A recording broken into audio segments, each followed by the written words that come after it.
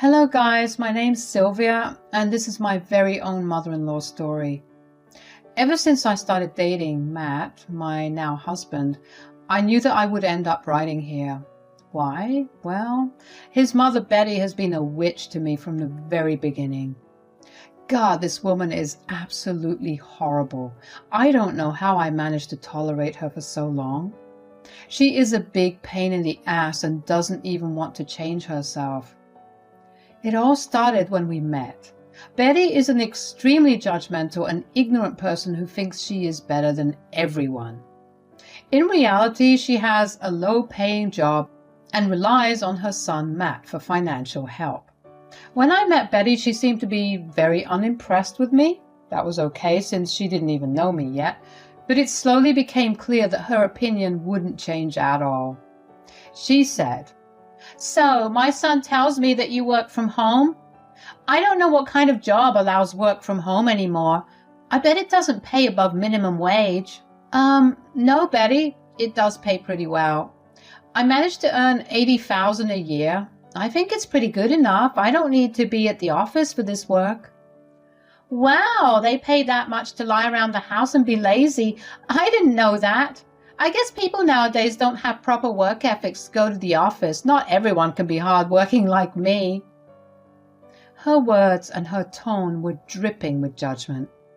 I realized soon enough that she thinks I'm beneath her and her son. Surprisingly, she never said that I didn't deserve her son. She simply kept putting me down while showing me that she was a rich and cultured woman. It was strange and annoying, but it got even stranger. She said, "What about your parents, Sylvia? Do they live around here? I never heard your surname in these parts before. It's very strange since I know everyone here." "They're not from around here. They live in a different country altogether. I moved here for college when I was 18. I have been here since then." "Oh my God, so now you're telling me that you are an immigrant. I didn't know that, Sylvia. I hear that life is very difficult in third world countries. I hope your parents are getting by fine. Do you help out?" "No, I don't need to. They manage on their own. I do send gifts and stuff sometimes." "Of course you do, Sylvia. Not everyone around the world gets to enjoy high-quality goods. Let me know if they need anything. I can always help out.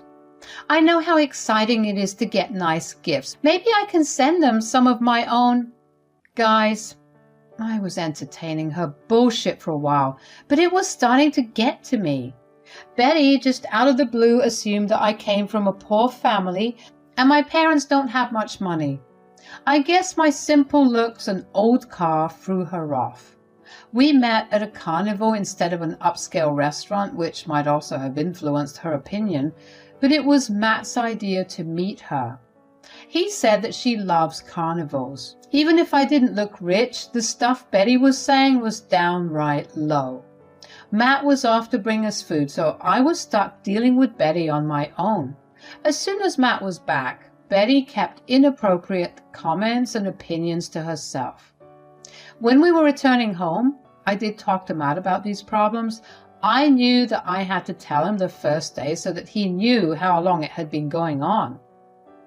I said, "Matt, I don't think I can be close to your mom after this. She is extremely judgmental and I don't think I can look past her behavior."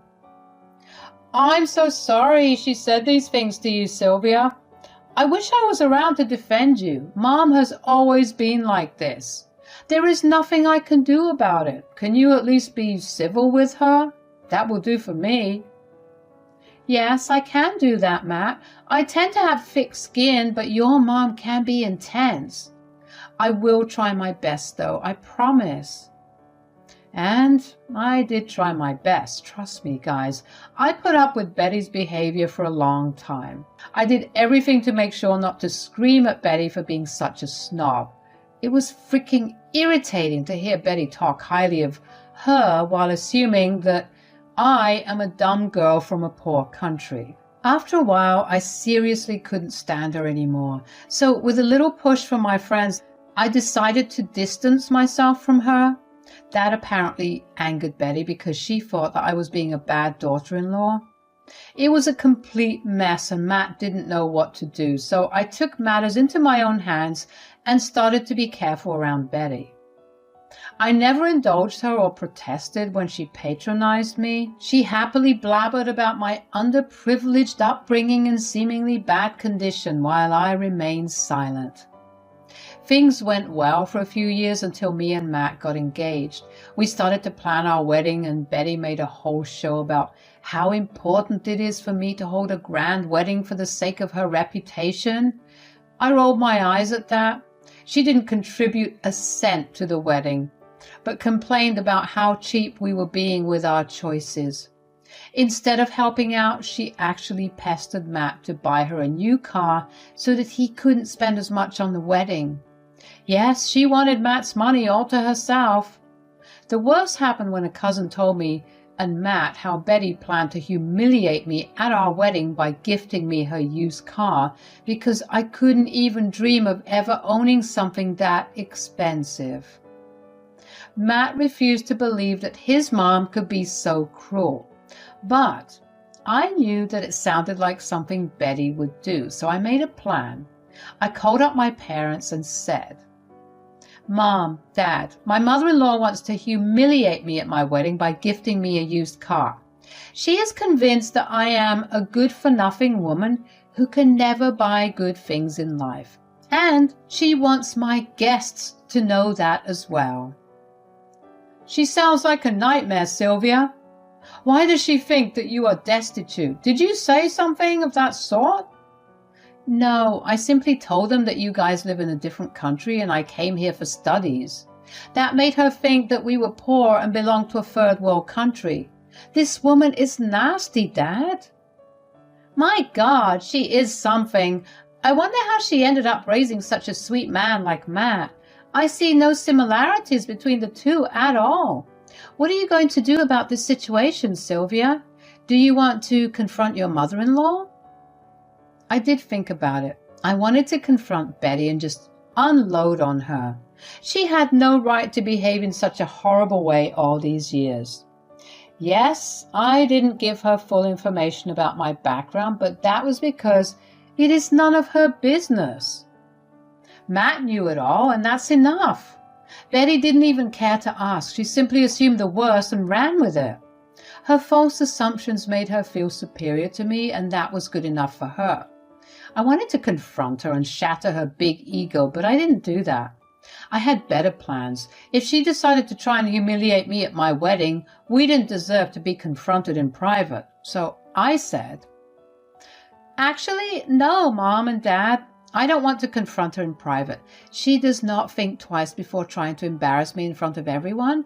Why should I care about her feelings and confront her in private?" "Then what do you plan to do? We'll keep you in any way we can. You just need to tell us." "That's right. We will do our best. We don't want you to take unnecessary stress. Planning the wedding is stressful enough." "Thanks, Mom and Dad.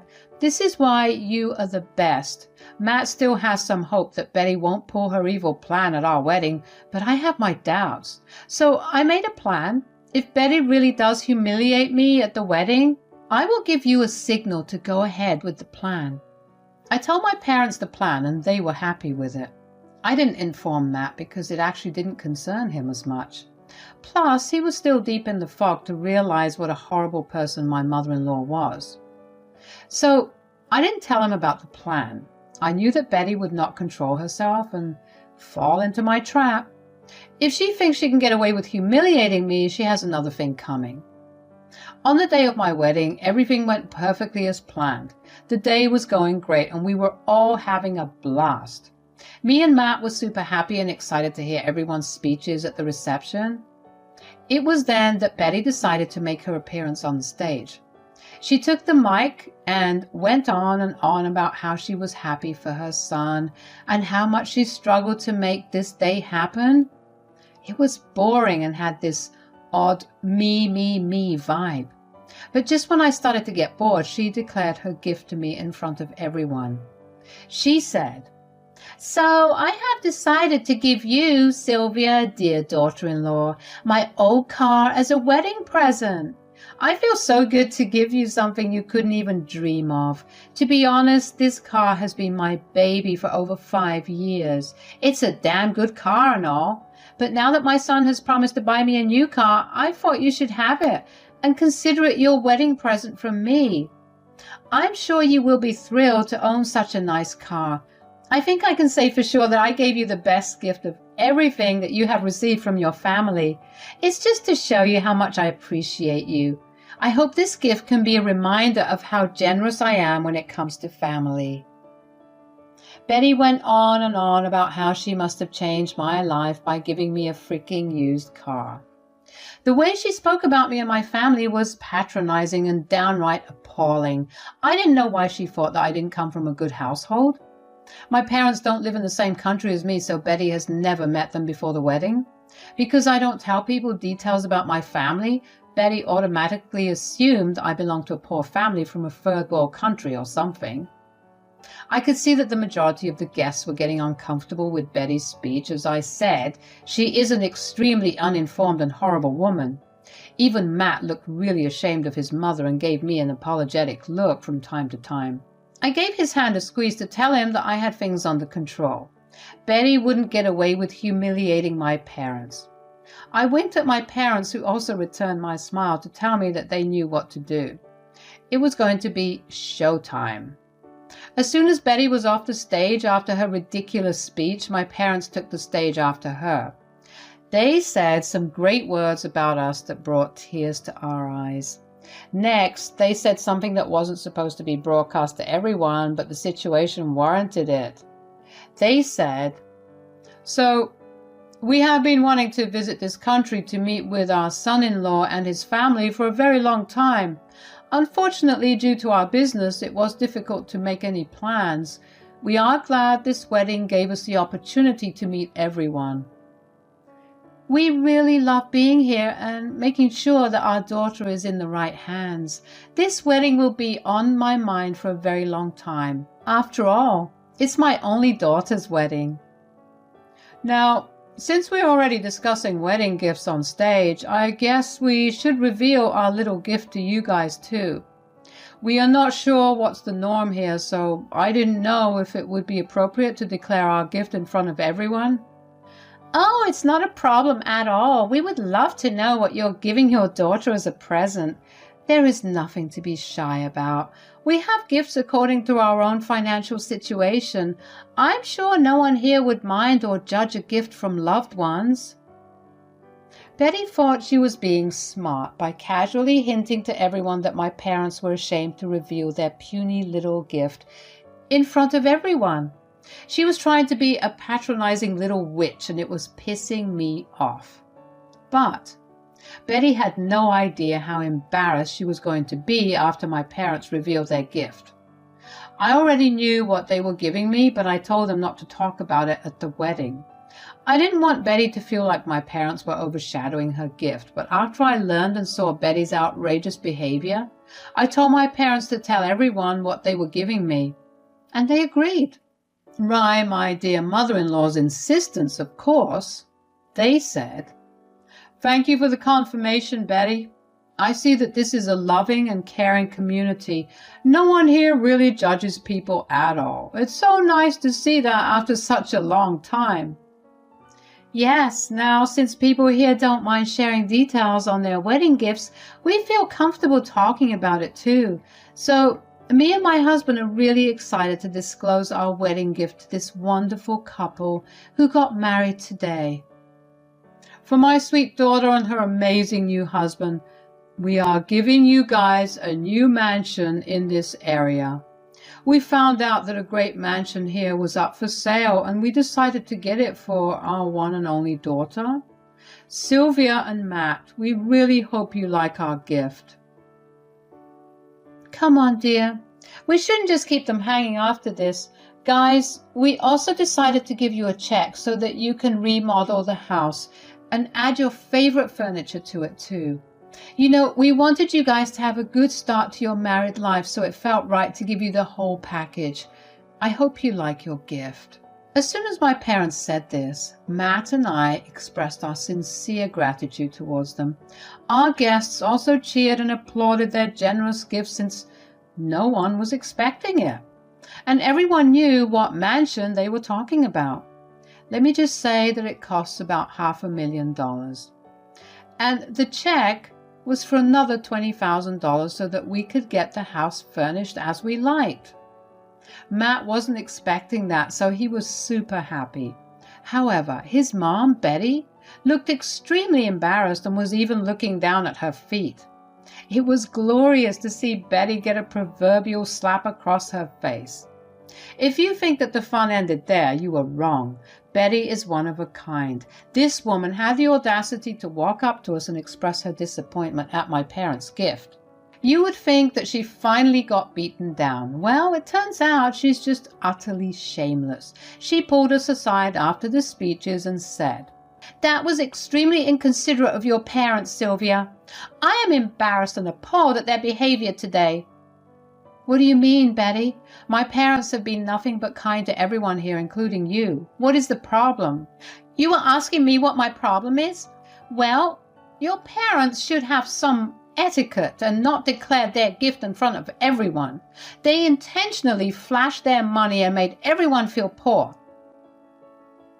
Betty's words brought out a big laugh from within me. Seriously, guys, I couldn't help but laugh at her ridiculous words. Now, she was accusing my parents of flashing their wealth. I said, "I don't know what you're talking about, Betty. You were the one who told them that they can declare their gift in front of everyone. They just did what you did before them. How did they suddenly become inappropriate?" "Well, they knew that their gift would overshadow everyone, and it even made me look embarrassed. This is not done. Your family intentionally humiliated me." "Isn't that what your plan was, Betty?" "I knew and heard what your plan was. I knew that you wanted to embarrass me and my parents by bringing up your gift and hinting that I am not rich enough to afford good things." "Are you accusing me of insulting you today, Sylvia? My God, just because I'm a poor woman who can't give you a good gift, you are intentionally humiliating me. Matt, are you hearing this? Look at how ungrateful your wife is." "What do you want me to say, Mom? Sylvia is right. You did start this shit show first. I heard what you said during your speech. You tried to humiliate my wife and her family, Mom. Don't try to turn the narrative now. You knew what you were doing, weren't you?" Immediately, Betty knew that she had messed up and got caught. Now her own son was throwing questions that she couldn't answer truthfully. She didn't have to, though. Everyone at the wedding knew how inappropriate Betty's speech was, and they now saw Betty for who she was. But Betty still decided to play the victim card. She said, "Matt, how can you say that to your own mother? It's not my fault that Sylvia lied to me and didn't tell me that her parents are rich. I bet she was waiting for this day when she would get to one-up me in front of everyone." "Don't you dare put the blame on my wife, Mom. She never said that her parents were poor. You were the one who assumed it, and we know from a cousin that you planned this speech to humiliate Sylvia today. There is no use lying or putting blame on others." "Okay, fine. I shouldn't have done that. But Matt, what Sylvia's parents did..." At this point, I saw that Matt had enough of Betty's bullshit. I was already exhausted with her, but seeing Matt get mad at his mom was awesome. But what Matt said next surprised both me and Betty. He said, "Stop it, Mom. What you have done today was extremely embarrassing. I should have seen this coming since you kept picking on Sylvia every chance you got. I feel like I failed as a partner to her. But I won't allow this anymore. You can keep your goddamn car. My wife doesn't need your charity, and I am not buying you a new car either." "What? Matt, why are you behaving like this? Why should I be punished? I know I shouldn't have made that speech, but I don't deserve so much hate. I'm your mother, Matt. You should side with me. I don't deserve to lose my new car." "That's all you care about, Mom. Money and material things. I have been an ATM to you for a long time now. You go around showing off your borrowed wealth and make people feel bad about themselves. It's time you live your life according to your financial standards." I am not helping you out anymore. In fact, I think me and my wife would like some space from you. Don't expect much communication from us from now on. We will be going no contact with you." Guys, Matt stunned the hell out of us all. This was the first time I saw him truly stand up for me. I felt proud that I married the right man. I knew that already, but man, that was awesome. He didn't need any prompting at all. Everything just came tumbling out of his mouth. It was glorious, and Betty was shocked to her core. She immediately started to cry while trying to change Matt's mind. Thankfully, we were in a secluded spot where no one could see us. She did all sorts of begging and pleading, but nothing worked. Matt scolded Betty some more before dragging me away to the party. He said, "Sorry for this drama, Sylvia. I should have done this a long time ago. I really don't want to spoil our wedding, but this had to be done." "Are you joking, Matt? That was the best thing you could do today. I never expected this. You don't have to keep your word, but I still appreciate it." "I plan to keep my word, Sylvia. Mom had been nothing but nasty to you. I never did anything substantial to make her stop. Now it's time I take a stand. We will start a new family, and I don't want Mom's negative presence in that." "I love you so much, Matt. Thanks for doing this for us. Trust me, I will remember this." I meant every word. My wedding wasn't spoiled as Betty had planned. Instead, it became one of the best days of my life. I was able to show Betty her place and get her toxic presence removed from my life. I didn't see the day getting any better, but it did, you know. Turns out people took the gift declaration a little too seriously. Our best friends finally revealed that they were funding our honeymoon. We already booked everything and they knew how much we were spending. They actually decided to give us that amount so that we could do something else with it. Betty's own mother ended up showing me the heirloom necklace that she was supposed to give me in private. Betty was getting more and more embarrassed as time passed. She kept crying in a corner, but no one went to ask her what was wrong. Her plan backfired horribly while I had a blast. Want to know what happened next? Well, true to his word, Matt went low contact with his mom. He ignored all her texts and only told her to contact us for emergencies. Betty didn't like it, of course. We also refused her car, which she couldn't give us anyway since Matt wasn't buying her a new one after all. He also stopped sending her money completely.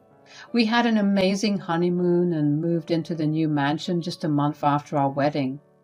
Betty wasn't even allowed a tour of the house or given a key. She complained, but again, no one listened to her.